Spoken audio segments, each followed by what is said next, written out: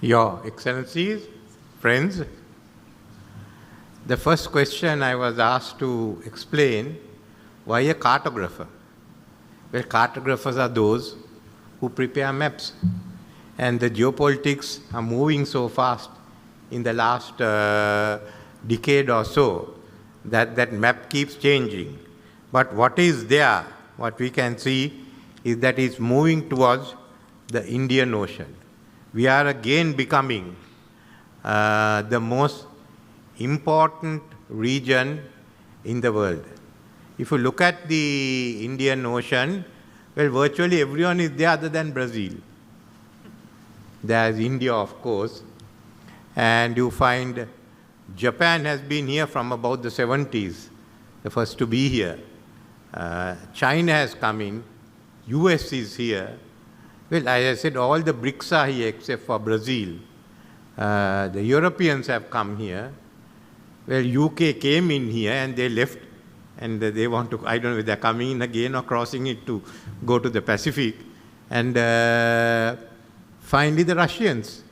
They are all here for different reasons. So the game is getting played out here.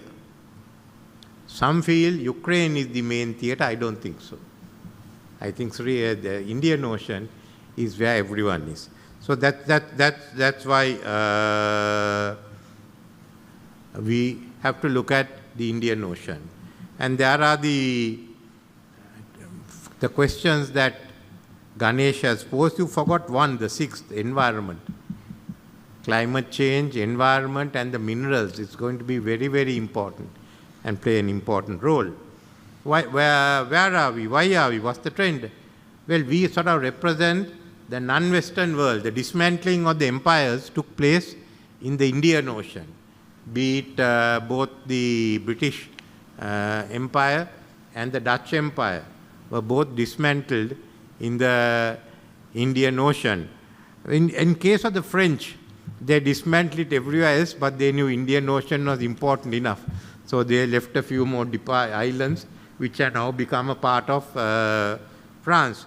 But it's that trend that is coming here. From here came the Colombo powers.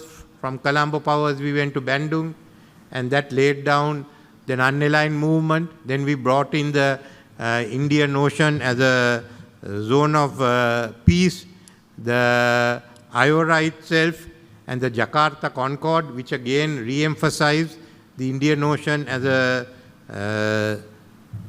zone of peace. Now what do we have here?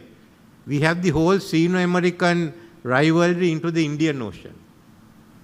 And that's the trend that we have. How are we going to look at it? It covers both your security and part of the, and also part of the economic issues. On the other hand, there's also a new factor which has come in the last 2 months. The question of Israel coming in and the bombing of Iran. So that's also a new player that you've got into those areas. These are the ones that will decide what the future is going to be, both here and of the world. Firstly, the Indo-Pacific. Now, what is the Indo-Pacific? Or to be asked, what is the boundary of the Indo-Pacific? Do we dissect the Western Indian Ocean in half, or do we go up to the East Africa and South Africa? This is the first. Only now it seems to be clearer, but different countries have different definitions of the Indo-Pacific and what it should be. So within the Indo-Pacific, you also have the Quad. Now again, what is the Quad? Indians have said it's not a military alliance. But the fact is that in some of the one of the documents, especially in Pentagon and some of the other thinking, they talk of it as in terms of military agreement. And there are all the other military arrangements that go on. So what is we have all taken on the definition, one of the Jakarta Concord, and secondly the ASEAN outlook on the Indo-Pacific. If that is so, the first trend is it going to be peaceful? And within the Indo-Pacific, what is not clear, what is the role of the IOPZ?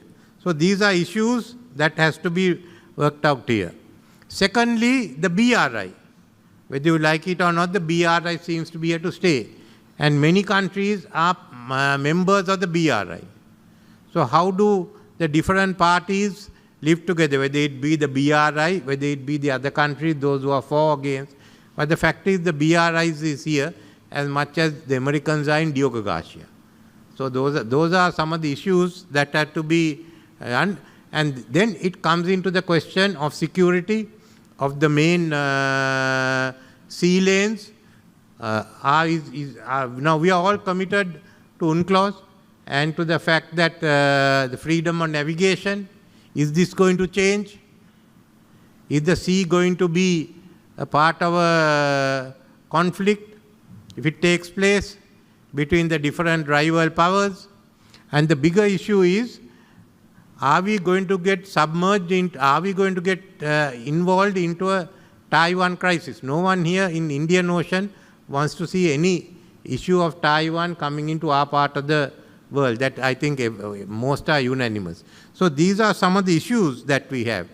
Then a new issue that has come up, the Israel's bombing of the Iran. I am not going to the details of it except to say that all of us think not only Iran, other countries should not have the nuclear bomb, but we differ on one issue, whether Iran had really got their nuclear enrichment to a level where they were about to make a nuclear bomb. In our part of the world, the answer is no. Then who decides who comes in?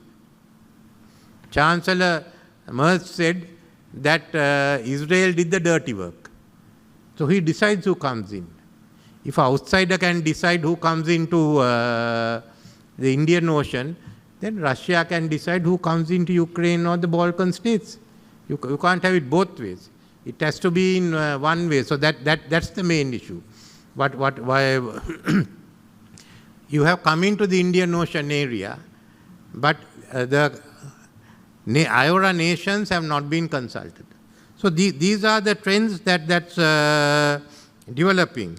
And then actually the whole question of the theory of Admiral Mahan that he who controls the Indian Ocean also controls he who dominates the Indian Ocean controls the ocean. But then, why is it that no country before that ever wanted to control the Indian Ocean? All our countries. It was only there for trade.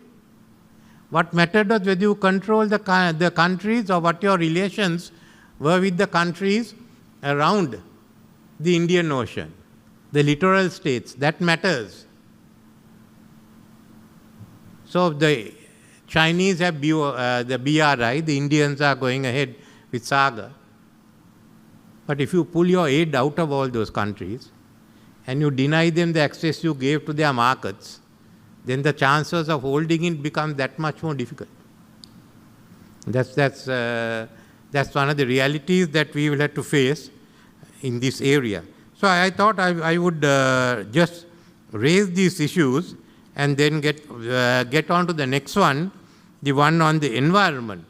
Why did the cartographer bring in the Himalayas? But it is important. Firstly, of course, India, China, Pakistan is found there. But second, but more than that, is the fact that two of the major religions that influence our part of the world, Hinduism and Buddhism, started there. And that has an impact. And more than anything else, as the Himalayas melt and the waters come down from the Indus, the Brahmaputra, the Ganges and the Irrawaddy, what's the impact going to be in our areas? Then the minerals in the Indian Ocean. There are already issues that have come up with it. You get on to the question of trade, a question of sovereignty and security. Well, yes, we all feel it. The smaller states are getting hedged in. Take the example of Sri Lanka, now that you asked it. I know that I am the one who made a very positive statement about Americans being in Diogo Garcia in 1977. We've been involved in many activities, but nevertheless, we identified as the country that sold out Hambantota Harbour to the Chinese. Why is that? And we are the only Asian country that took part in Operation Prosperity Guardian. Others were frightened. We just said, go and take part in it. It's a matter of principle. So these are issues. The same thing we have to deal. We also have an agreement with India and Maldives. We work around it. Some of you will be going to the Maldives National Day. They'll tell you their problems are worse than us. So how do you manage it? Then when we had to put a research paper out on the survey ships, where some in China thought it's unfriendly act, so we get caught in between. How do we survive? We have what we call the balancing act. If you feel our security is under threat in our country, then everyone gets together to see how the balancing act is done. But I think it's much better if you sit down at the table and discuss this. So these are issues. I'm only giving Sri Lanka as an example, but I was told to be controversial. So I thought I would be controversial. But these are the issues that you have to discuss. And finally, trade. Indian Ocean has to decide whether we are going in for trade pacts or not. Especially with the reciprocal tariffs, we can see that India, US market is very close to us. The whole Washington consensus was on the basis, since I've been involved in it, that you get access to the US market. So that's out. On the other hand, tariff is not a good word as far as we are concerned, except for the finance ministries. We need the tariff to raise the additional revenue. So what do? We have, as far as East Asia is concerned, you've got RCEP, you've got the comprehensive and the progressive TPP, you've got ASEAN. And there's, of course, BRI. Now, Indian Ocean countries have been moving away. The Gulf Cooperation countries have very low tariffs, so there's no issue with them. But what do we do rest of the Indian Ocean countries? The Africans, okay, you have your agreements you're working out in the African Union. But for the rest of us, we have to decide. Are we going to become a trading bloc? Or are we going to individually join RCEP, ASEAN, and the others? So these are the issues that we have. And what I've done as far as Ganesh is concerned is to raise it and go ahead. As far as the cartography is concerned, our objective is to raise these issues and discuss it here in Sri Lanka. There is enough of knowledge in Sri Lanka. And we'll be asking, we have the Pathfinder, we have Advocate, others, we should get together and form a consortium where we have the knowledge, and that we here in Sri Lanka should also utilize it to the best of our ability, which will help discussing the problems, the geopolitics of the Indian Ocean. And that's for the future, but we hope we can discuss and launch the consortium. This is the start of it. We hope the other organizations here also will take this up, the different aspects, but make Sri Lanka a center where all that knowledge is available. So I won't take any more of your time, but just to thank you. And I hope there will be answers to the awkward questions that I was asked to raise. Thank you very much, President Wickremesinghe, for setting out very clearly the issues and dilemmas, particularly facing small countries, but also some of the larger ones.